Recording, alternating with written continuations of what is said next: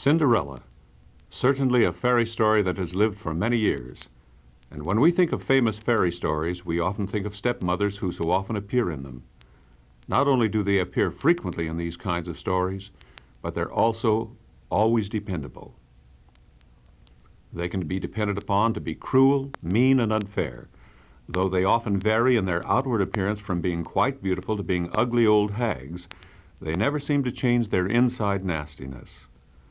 Of course, this is what makes a good story, because it is the outwitting of cruel step-parents or step-brothers and sisters which bring great adventures to heroes and heroines. But have you ever wondered how this popular idea of the wicked stepmother must affect real people? Does a pleasant and jolly man suddenly become the meanest man in the world when he becomes a stepfather? Well, let's take a look at some real-life examples. In fact, let's start with a very famous father.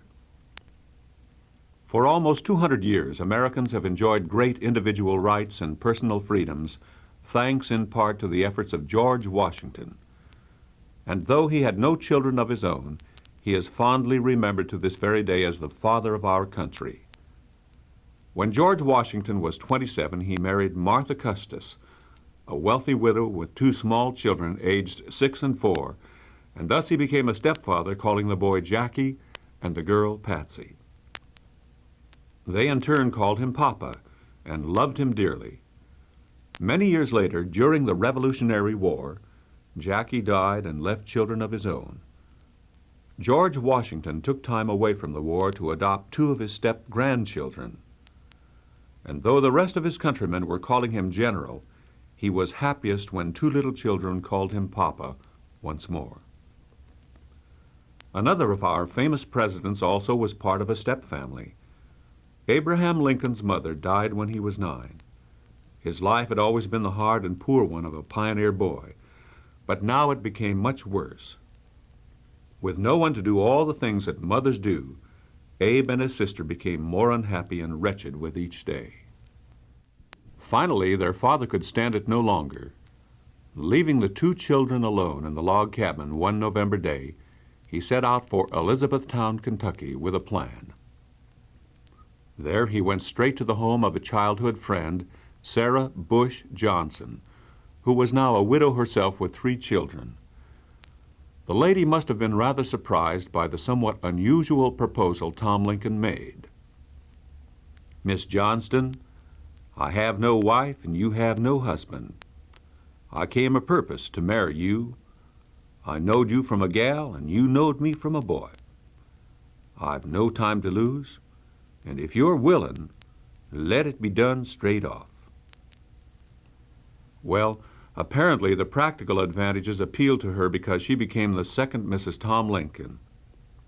And with her own 3 children and household goods loaded in a wagon, went off to meet her 2 stepchildren. Tom Lincoln had not told his own 2 children of his plan, and you can imagine their surprise when their father and the others arrived. Surely there must have been at least one quick moment when the children wondered if she would be a cruel stepmother. But it couldn't have lasted long, for she hugged and kissed them both, introduced them to their new brothers and sisters, and put everyone to work cleaning the cabin. This meant boiling water to wash and scrub everything in sight, putting up shelves for the loveliest dishes the Lincoln children had ever seen, hanging cheerful curtains at the windows, putting rugs on the bare dirt floor, a tablecloth on the rough old table, and clean sheets and blankets on the beds. The clothes for her own 3 children were redivided among all 5, and for perhaps the first time in their lives, Abe and his sister were clean, well-fed, and well taken care of. In the years that followed, Sarah Lincoln helped Abe get all the education he could, and he in turn gave her credit for first making it possible for him to rise to the presidency of the United States. One famous lady and stepmother of our own times is Josephine Baker. As an American entertainer, she became a great success in Europe. As a black person, she had suffered many insults and difficulties.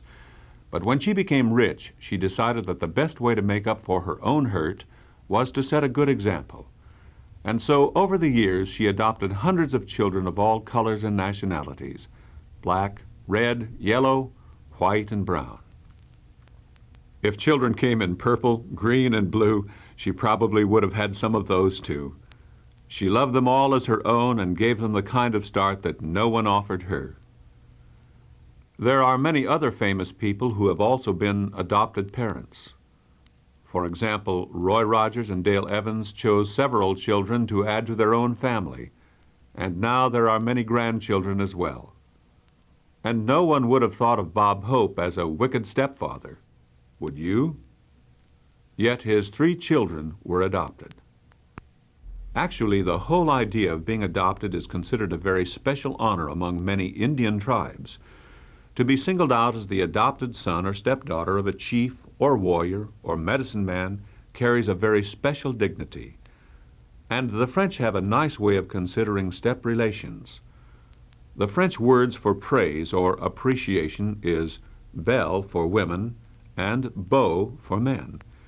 In France, they use these happy words in front of mother, father, son, and daughter to show that step relations are really very special people. Undoubtedly today there are probably some good and not so good stepmothers and stepfathers, just as there are probably some good and not so good children. And like regular families everywhere, stepfamilies probably have some days that are better than others. Sometimes it takes a little while for people to adjust to each other's ways, especially if those ways are a little strange. Think about some of the things you do that might be hard for a step-parent to understand and accept. For example, does your room always look like the local trash dump, or do you keep small, crawly, live things in your pockets? Do you sometimes stretch the truth or start fights? Are you a food fusser who doesn't like this and doesn't like that and complains constantly at meals? Or maybe you're a door slammer or a talker in school. At first you might think, oh well, none of this is really that important. But actually, such things do matter. As a person grows up, he develops character traits and personal habits that will go with him all his life. Hopefully, you're developing a good, warm nature with traits of sharing and giving happily and enjoying other people, habits that will make you a comfortable and successful grown-up, one that is easy to be around, who doesn't take advantage of other people, a person that everyone loves. After all, who knows? You just might become a stepmother or stepfather yourself someday.